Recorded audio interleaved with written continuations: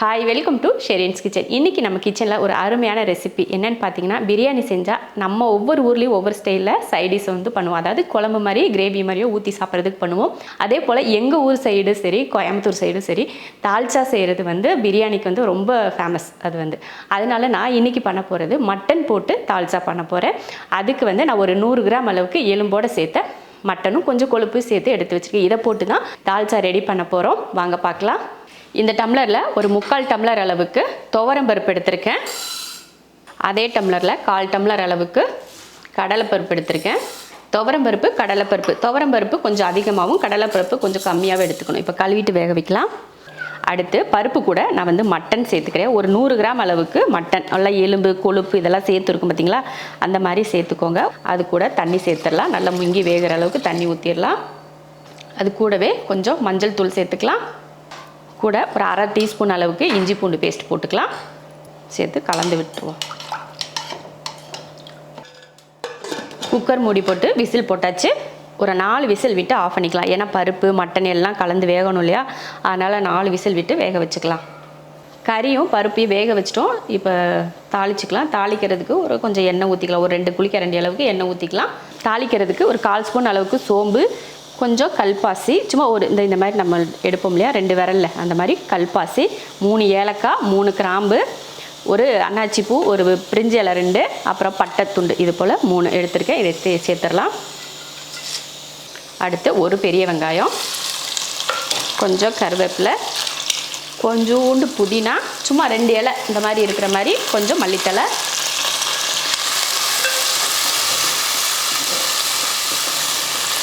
வெங்காயம் நல்லா இந்த மாதிரி வதங்கினதுக்கப்புறமா 1 ஸ்பூன் அளவுக்கு இஞ்சி பூண்டு பேஸ்ட்டு சேர்த்துக்கலாம். நம்ம முன்னாடியே மட்டன் வேக வைக்கிறப்போ கொஞ்சம் இஞ்சி பூண்டு போட்டிருக்கோம். அதனால் இதில் 1 ஸ்பூன் அளவுக்கு சேர்த்துக்கிட்டால் போதும். 1 ஸ்பூனில் 1 டீஸ்பூன் அளவுக்கு.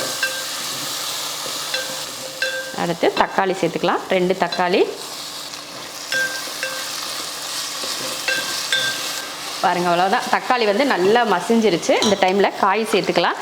நம்மக்கிட்ட இருக்கிற காய் என்ன இருக்கோ அதை சேர்த்துக்கோங்க. இதில் என்னென்ன காய் சேர்த்துருக்கேன் அப்படின்னா, மாங்காய், உருளைக்கிழங்கு, வாழைக்காய், கத்திரிக்காய் சேர்த்துருக்கேன். இந்த 4 காய் சேர்த்துருக்கேன். முருங்கைக்காய் இருந்தால் சேர்த்துருக்கலாம். முருங்கைக்காய் வந்து இல்லாதனால நம்ம வந்து முருங்கைக்காய் சேர்த்துக்கலை. கூட மஞ்சத்தூள் சேர்த்துருவோம். கொஞ்சம் உப்பு காய் வதங்கிறதுக்கு. நல்லா காய் வந்து நல்லா வதங்கிடுச்சு. இந்த டைமில் மசாலா பொடி சேர்த்துக்கலாம். ஒரு 1/2 ஸ்பூன் அளவுக்கு மிளகாத்தூள் வந்து உங்கள் காரத்தை வச்சு நீங்கள் சேர்த்துக்கோங்க. அடுத்ததாக 1 ஸ்பூன் அளவுக்கு மல்லித்தூள். அடுத்து 1/2 ஸ்பூன் அளவுக்கு கரம் மசாலா. மிளகாத்தூள் மல்லித்தூள் மட்டும் போட்டுக்கிட்டால் போதும். மல்லித்தூள் கரம் மசாலா மட்டும் போட்டுக்கிட்டால் போதும். வேறு மசாலா எதுவும் வேண்டாம். இந்த மசாலா சரியாக இருக்கும். இப்போ தண்ணி ஊற்றிடலாம். தண்ணி ஊற்றி காய் வேக வச்சிடலாம். மூடி வச்சிடலாம். காய் வந்து நல்லா வேகட்டும். காயெல்லாம் நல்லா வெந்துடும். ஏன்னா மாங்காய், உருளைக்கிழங்கு, கத்திரிக்காய், வாழைக்காய் எல்லாமே ரொம்ப சீக்கிரமாக வேகக்கூடிய காய் தான். அதனால் காய் வந்து நல்லா வெந்துருச்சு. இந்த டைமில் கொஞ்சமாக புளி சேர்த்துக்கலாம். மாங்காயில் புளிப்பு இருக்கும், ஆனாலும் கொஞ்சம் புளி சேர்த்துக்கோங்க. சும்மா சின்ன நெல்லிக்காய் அளவுக்கு புளி எடுத்து கொஞ்சம் சேர்த்துக்கணும். சேர்த்து அதுவும் நல்லா கொதிக்கட்டும். அதுங்களையும் பருப்பு வந்து மசிச்சுட்டு வந்துடலாம். ஒரு கொதி வரட்டும். அருமையாக வெந்துருச்சு பாருங்கள். நல்லா கடலைப்பருப்பு வந்து முழுசாகவும் நல்லா குலைவாக வெந்திருக்கும். துவரம்பருப்பு வந்து நல்லா குலைவாக இருக்கும். இந்த மாதிரி தான் இருக்கணும். அவ்வளோதான். இந்த மாதிரி கரண்டியை வச்சு இந்த மாதிரி கலந்தாலே நல்லா குலைவாயிரும் பருப்பு. இப்போ எடுத்து ஊற்றிக்கலாம்.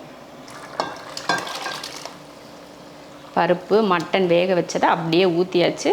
அப்போ உப்பெல்லாம் சரி பார்த்து உப்பு சேர்த்துக்கலாம். உப்பு போட்டுக்கலாம். உப்பு வந்து சரி பார்த்துட்டு சேர்த்துக்கோங்க. நம்ம காய் வதக்கிறப்ப உப்பு போட்டிருக்கோம் இல்லையா, அதனால் பார்த்துட்டு சேர்த்துக்கணும். அவ்வளோதான். இதுக்கப்புறமா தண்ணி எதுவும் நம்ம சேர்க்க தேவையில்லை. நல்லா ஒரு 5 நிமிஷத்துக்கு அப்படியே கப்பன்னு வேக விடுவோம். வேகட்டும். அவ்வளோதான் பாருங்கள். அருமையான ஒரு பக்குவத்தில் தால்ச்சா வந்துடுச்சு. கரெக்டாக நம்ம ஒரு ஃபேமிலிக்கு வந்து இது கரெக்டாக இருக்கும். நல்லா பக்குவமும் ரொம்ப கெட்டியாகவும் இல்லாமல் ரொம்ப தண்ணியாகவும் இல்லாமல் சூப்பராக ரெடி ஆகிடுச்சு பாருங்கள். அவ்வளோதான். இப்போ வந்து அடுப்பை ஆஃப் பண்ணிக்கலாம். கொஞ்சம் மல்லித்தலையை மட்டும் தூவிட்டு அடுப்பை ஆஃப் பண்ணிடுறது தான். தால்ச்சா ரெடி. பட்டை, கிராம்பு, ஏலக்காயெல்லாம் சேர்த்துட்டு வெங்காயம் சேர்த்துக்கலாம். 400 கிராம் அளவுக்கு வெங்காயம். நான் வந்து தால்ச்சா வந்து பண்ணி முடிச்சிட்டேன். சரி, பிரியாணியும் எது காட்டிட்டு நிறைய பிரியாணி வீடியோ போட்டிருக்கோம், எதுக்குன்னு யோசித்தேன். சரி இருக்கட்டும், ஒரு வேளை தால்ச்சா பார்க்குறவங்களுக்கு பின்னாடி பிரியாணியோட வீடியோ இருந்தால் நல்லா இருக்குமே அப்படின்றக்காக சரி அதையும் எடுத்துருவோம் அப்படின்னு அதையும் சட்டுன்னு முடிவு பண்ணதான். அதனால தான் பட்டை கிராம்பெல்லாம் முன்னாடி போட்டப்பவே காட்டாமல் டக்குனுக்கு பின்னாடி காட்டுறோம். 1 கிலோ பிரியாணிக்கு 10 ஏலக்காய், 10 துண்டு பட்டை, அப்புறம் பிரிஞ்சி இலை, கொஞ்சம் கல்பாசி, அன்னாச்சி பூ 2 சேர்த்து நல்லா பொரிஞ்சதுமே ஒரு 400 கிராம் அளவுக்கு வெங்காயத்தை சேர்த்து நல்லா கலர் மாற வதக்கிடலாம். வெங்காயம் வந்து நல்லா பொன்னிறமாக வரட்டும். அதுக்கப்புறமா அப்படியே மாற்றி மாற்றி ஒவ்வொன்றா போட்டுக்கலாம். நல்லா வெங்காயம் கலர் மாறவும் புதினா மல்லித்தலை 1 கைப்பிடி அளவுக்கு புதினா, 1 கைப்பிடி அளவுக்கு மல்லித்தலை. அடுத்து இஞ்சி பூண்டு பேஸ்ட் 1 கிலோவுக்கு 5 ஸ்பூன் அளவுக்கு இஞ்சி பூண்டு பேஸ்ட் போடுவோம். அது போல் போட்டுக்கலாம். நான் எப்பவுமே இஞ்சி பூண்டு பேஸ்ட் வந்து ஸ்டோர் பண்ணி வச்சுருப்பேன் இல்லையா, அதனால் நான் அப்படியே போட்டுக்கிடுவேன்.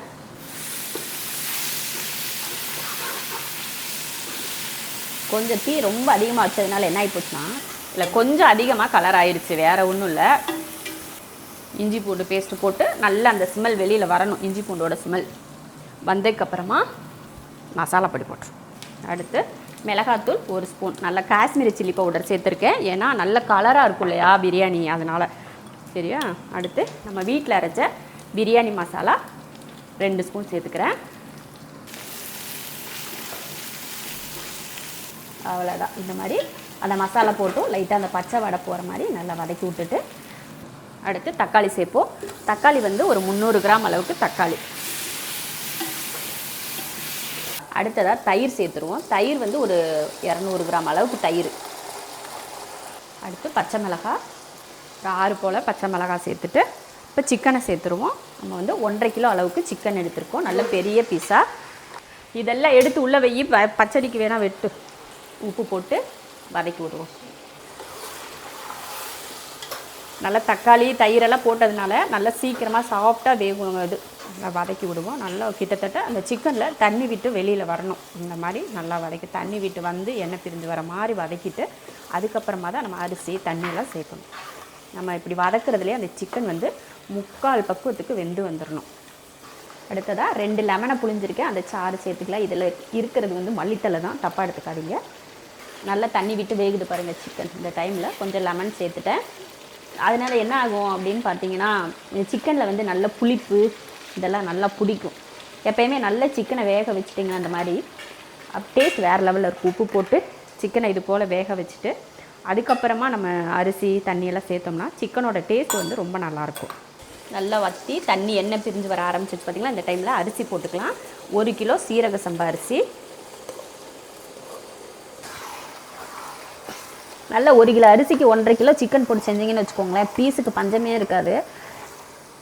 இதில் தான் அரிசி வந்து இந்த கிண்ணத்தில் 1 கிண்ணம் அரிசி அளந்து எடுத்தேன், 1 கிலோ. அது வந்து இப்போ தண்ணி கரெக்டாக ஒரு கிண்ணம் அளவுக்கு தண்ணி சேர்த்தாச்சு. அவ்வளோதான். இதுக்கப்புறமா தண்ணி வேணாம், ஏன்னா நம்ம சிக்கன் வதக்கிறப்ப கொஞ்சம் நல்ல கிரேவியாக தண்ணி கொஞ்சம் மேலோனதாக இருந்துச்சு. அதனால் இந்த தண்ணி நமக்கு கரெக்டாக இருக்கும். கொஞ்சம் பழைய அரிசி மாதிரி இருக்குது அப்படின்னா ஒரு 1/2 கிளாஸ் அளவுக்கு தண்ணி எக்ஸ்ட்ரா சேர்த்துக்கோங்க. அவ்வளோதான். ஒரு கொதி வர்றதுக்கு முன்னே நல்லா தண்ணி ஊற்றி கலந்துட்டு உப்பெல்லாம் சரி பார்த்துட்டு கொஞ்சம் உப்பு அனுசரித்து உப்பு சேர்த்துக்கோங்க. ஏன்னா நம்ம சிக்கனில் உப்பு போட்டு தான் வதக்கியிருக்கோம் இல்லையா, அந்த உப்பு பார்க்கணும். அதனால் பார்த்துட்டு உப்பு சேர்த்துக்கோங்க. நல்லா ஒரு கொதி வரட்டும். நல்லா ஹை ஃப்ளேமில் வச்சு பாருங்கள், நல்லா கொதிக்க ஆரம்பிச்சிருச்சு பார்த்திங்கன்னா. இப்போ வந்து கொஞ்சம் தீயை கம்மி பண்ணிக்கலாம். கொஞ்சம் சிம்மில் ஒரு 5 நிமிஷம் இருக்கட்டும். அந்த தண்ணி வந்து நம்ம அந்த ரைஸோட லெவலுக்கு வரட்டும். அது வரைக்கும் சிம்மில் வேகட்டும். அப்புறமா எடுத்து நம்ம தம் போட்டுக்கலாம். அவ்வளோதான் பாருங்கள், நல்லா ஒரு லெவலுக்கு வந்துருச்சு தண்ணி. இப்போ வந்து நம்ம வந்து தம் போட்டுக்கலாம். அவ்வளோதான். இது ஒரு கிளறி விட்டால் போதும். அப்படியே ஒரு லெவலாக இருந்துச்சுன்னா அப்படியே எடுத்துகிட்டு போய் தம் போடுறது தான். அவ்வளோதான். ஆவி வெளியில் வரவிடாத அளவுக்கு தம் போட்டு வச்சாச்சு. இடையில எடுக்கவே வேணாம். ஒரு 20 நிமிஷத்துக்கு அப்படியே விட்டுருங்க. உங்களுக்கு ஒரு மாதிரி டவுட்டாக இருக்குது அப்படின்னா மட்டும் 10 நிமிஷத்துக்கு அப்புறமா ஓப்பன் பண்ணி கிளறி விட்டு மறுபடியும் ஒரு 10 நிமிஷம் நீங்கள் மூடி போட்டு வச்சு எடுத்துக்கோங்க.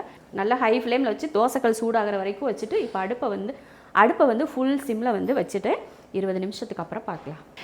எல்லா ரெசிபியும் இப்போ பார்த்தீங்கன்னா முதல்ல வெறும் தால்ச்சா மட்டும் செய்கிறதா தான் பிளான் வீடியோவுக்கு. அப்புறம் பிரியாணி செய்கிறதுக்கு வந்து நம்ம தனியாக செஞ்சுக்கலாம் அப்படின்னு தான் நான் வந்து பிளான் பண்ணியிருந்தேன். அப்புறம் என்னாச்சு, சரி கடைசியில் ஒரு பிரியாணியை செஞ்சிட்டோம்னா இன்றைக்கி புதுசாக பார்க்குறவங்களுக்கு யூஸ் ஆகுமே அப்படின்னு சொல்லிட்டு அப்படியே டக்குன்னு ஒரு சிக்கன் பிரியாணி வந்து கடைசியாக செஞ்சு முடிச்சாச்சு. உங்களுக்கு நீங்கள் வீட்டில் பிரியாணி செய்கிறீங்க அப்படின்னா இந்த மாதிரி மட்டன் போட்டு தால்ச்சா செய்யுங்க. நீங்கள் மட்டன் போடலை அப்படின்னா இதே மெத்தட் சேம் மெத்தடில் நீங்கள் சிக்கன் போட்டு தால்ச்சா பண்ணிக்கோங்க. இல்லை வெஜ்ஜில் தான் நான் தால்ச்சா பண்ணுவேன், எனக்கு அப்படி தான் வேணும் அப்படின்னு கேட்டிங்கன்னா அதில் போட்டிருக்க நான்வெஜ்ஜை மட்டும் ஸ்கிப் பண்ணிவிட்டு மீதி இருக்கிற எல்லா ஐட்டமும் போட்டு செஞ்சுக்கோங்க.